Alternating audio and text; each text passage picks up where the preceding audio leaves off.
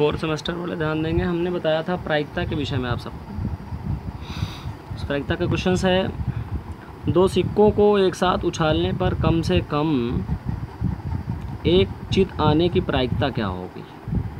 हमने आपको कहा था इवेंट घटना को ध्यान में देखना है, घटना को ध्यान में दीजिए सबसे पहला काम, और दूसरी बात कुल घटनाएं दिमाग में लाइए, प्रायिकता अपने आप ही निकल आएगी, बहुत ही आसानी से देखिएगा। आइए हम देखते हैं प्रदर्शन में क्या बना है। Head head, head tail, tail head, tail tell.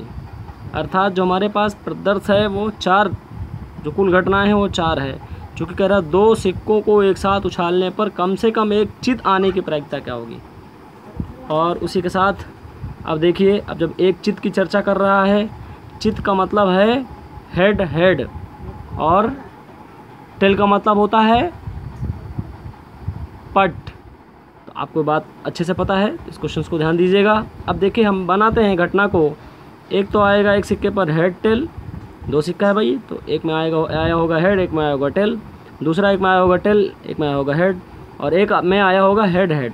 तो अर्थात ये 3 घटनाएं बनती हैं, जिसके अकॉर्डिंग यहाँ पर कह रहा है कम से कम एक चित आने की क्या प्रायिकता होगी। तो हमारे पास जो कुल घटनाएं हैं वो कितनी हैं, 4, और जो घटना घटित हो रही कितनी है, 3। अर्थात P बराबर NE/NS 3/4, यही हमारी प्रायिकता होगी। ध्यान दीजिएगा, हमने कुछ पॉइंट्स बनाए हैं, उनको ध्यान से आप लोग देखिएगा और इसको पढ़िएगा, जिससे क्वेश्चंस के विषय में आपको काफ़ी कुछ अच्छे से बात समझ में आएगी। किसी सिक्के को उछालने पर चित या पट के ऊपर आने की संभावना बराबर होती है। किसी समांगी पासे को फेंकने पर उस पर अंकित अंकों या बिंदुओं की संख्या, आपको पता है पासा में 6 अंक होता है, 1 2 3 4 5 6 बिंदी बिंदी सा बना होता है, मैं उसी की बात कर रहा हूँ, में से प्रत्येक के ऊपर आने की संभावना सदैव समान रहती है। और एक सबसे बड़ी बात है, 2 या 3 सिक्कों को एक साथ उछालने पर प्रायः 4 ही प्रकार के परिणाम प्राप्त होते हैं। तो 2 में अभी हम लोग चर्चा करेंगे, 2 सिक्कों को उछालने पर और 3 सिक्कों को उछालने पर की प्रायिकता के लिए क्या रखा जाता है। तो 1 सिक्का के लिए 1/2, 2 सिक्का के लिए 1/4, 3 सिक्का के लिए 1/8 प्रायिकता। और इसके बाद हम लोग चर्चा करेंगे उसमें 2 पासों को एक साथ फेंकने पर 36 प्रकार के परिणाम प्राप्त होते हैं। ज़रूर इस बात को याद रखिएगा, ये आपको कुल घटनाओं में इसको लिखना है। हम लोग बात करते हैं प्रायिकता। प्रायिकता का जो अर्थ है वह जो है, तो प्रायिकता शब्द का तात्पर्य संयोग शब्द से है। व्यवहारिक रूप से प्रायिकता का अर्थ कोई घटना दी गई स्थितियों में कितनी बार घटित होगी, यही प्रायिकता है। एक चर्चा में करता हूँ, एक गैरट जी हैं, उनके अनुसार उन्होंने कहा हुआ है कि समान घटनाओं में से एक घटना के घटित होने की संभावित आवृत्ति के रूप में प्रायिकता को परिभाषित किया जाता है।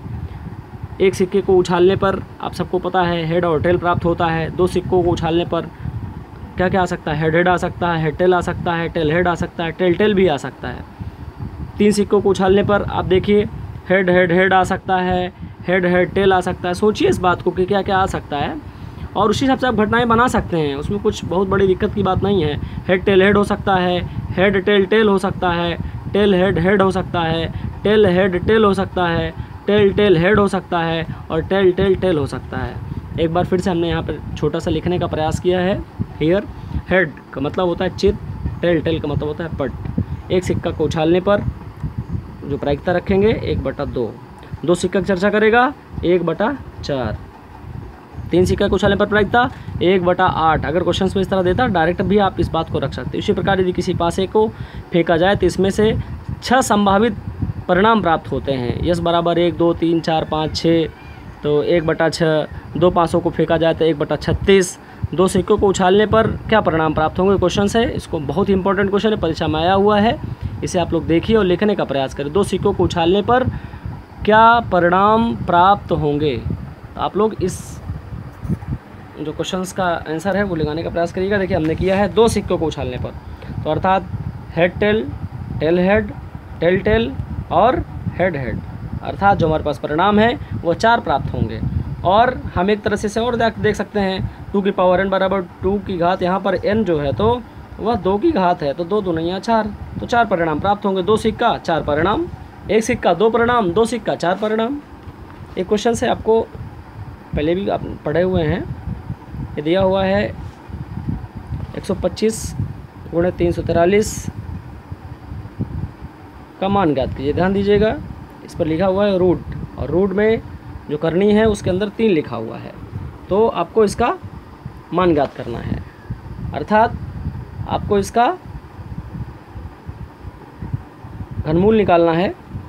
तो इसके अकॉर्डिंग में आपको सबको पता है कि 125 5 5 25 पंच 125 का गुणनखंड अर्थात 5 3 बार, तो 5 3 बार है तो 1 निकाल लेंगे हम उसमें, और फिर 343 7 7 49 7 343, तो 5 × 7 बाहर आ जाएगा। इस प्रकार हमारा 5 × 7 35 इसका मान आ जाएगा। इस प्रकार करके है जिसके अंदर जितनी भी करनी के अंदर संख्या लिखी होती है उसका हम उतना पेयर बना करके हम आराम से उसका वर्गमूल निकाल सकते हैं।